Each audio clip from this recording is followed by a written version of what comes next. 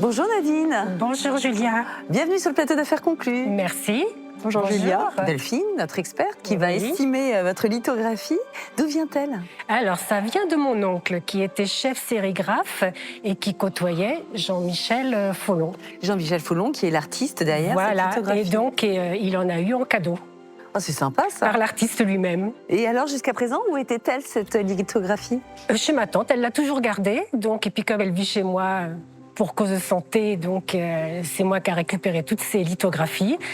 Et je peux pas tout garder. Donc c'est dommage de les laisser dans un placard. Bien sûr. Donc voilà, et puis ça fait l'occasion de venir vous voir. Avec plaisir. Eh bien, nous allons faire estimer votre lithographie par Delphine. C'est un artiste qui passe souvent en salle des ventes? Oui, c'est un artiste très célèbre, Jean-Michel Follon. Il est né en 1934, il est mort en 2005, il est belge d'origine et son talent, il l'exerce en tant qu'aquarelliste, sérigraphe, sculpteur, graveur. Il a un univers qui lui est vraiment propre et que l'on reconnaît au premier coup d'œil.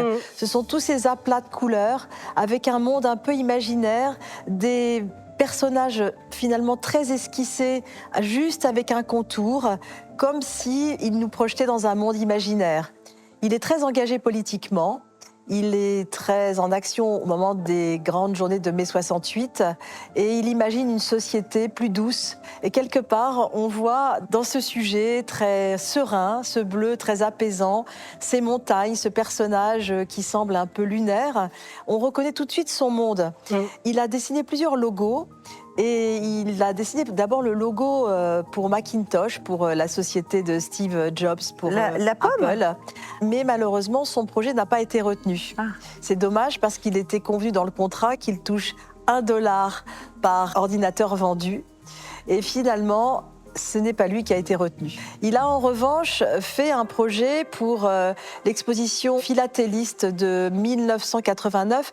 Il fait beaucoup de logos et particulièrement beaucoup d'impressions pour la philatélie, pour les timbres de la Poste. On le voit souvent d'ailleurs réédité. Et il a aussi dessiné des logos pour Amnesty International.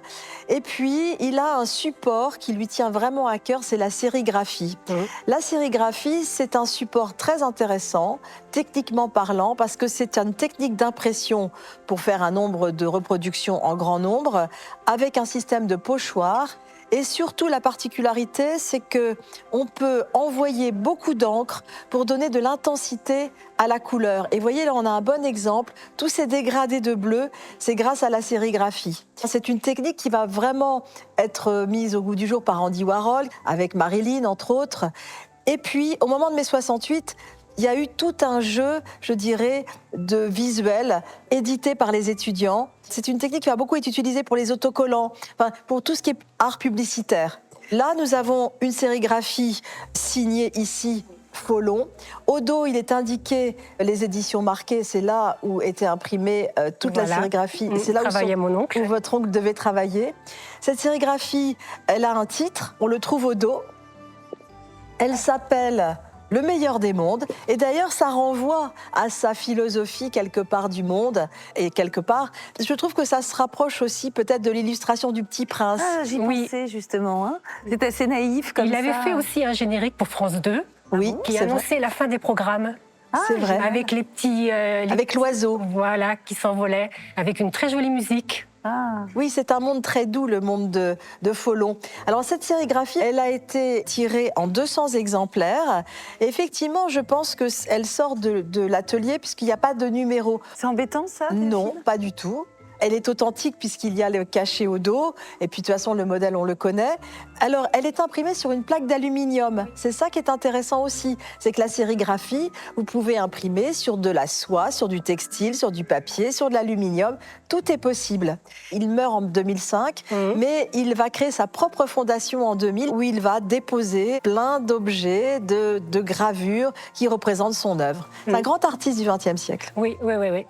Et à combien estimez-vous cette sérigraphie? C'est toujours assez mythique, 200 € d'estimation. Très bien. Ça vaut combien? Ah oui, tout à fait. Alors je vous laisse vous munir du pass. Affaire conclue et aller en salle des ventes. Merci. Belle vente à vous. Au revoir. Merci. Je trouve cette sérigraphie adorable. Oui, c'est beau, c'est reposant.